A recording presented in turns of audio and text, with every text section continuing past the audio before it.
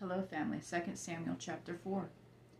When Saul's son Ishbosheth heard that Abner had died in Hebron, he gave up, and all Israel was dismayed.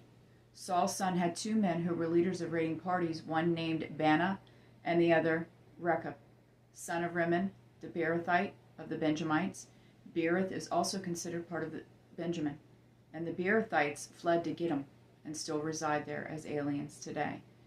Saul's son Jonathan had a son whose feet were crippled. He was 5 years old when the report about Saul and Jonathan came from Jezreel. His nanny picked him up and fled. But as she was hurrying to flee, he fell and became lame. His name was Mephibosheth. Rechab and Bana, the sons of Rimmon, the Beerothite, set out and arrived at Ishbosheth's house during the heat of the day while the king was taking his midday nap. They entered the interior of the house as if to get wheat and stabbed him in the stomach. Then Rechab and his brother Bana escaped.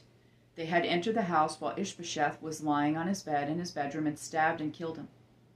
They removed his head, took it, and traveled by way of the Arabah all night.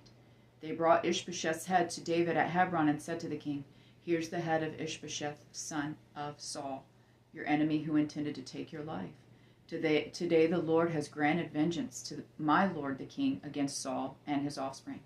But David answered Rechab and his brother Bana, sons of Rimmon, the Beerothite, "As the Lord lives, the one who has redeemed my life from every distress, when the person told me, 'Look, Saul is dead,' he thought he was a bearer of good news. But I seized him and put him to death at Ziklag. That was my reward to him for his news. How much more when wicked men kill a righteous man in his own house on his own bed? So now, should I not require his blood from you and purge you from the earth?" So David gave orders to the young men, and they killed Rechab and Bana. They cut off their hands and feet and hung their bodies by the pool in Hebron. But they took Ishbosheth's head and buried it in Abner's tomb in Hebron. I love you, Jonathan and Jesse.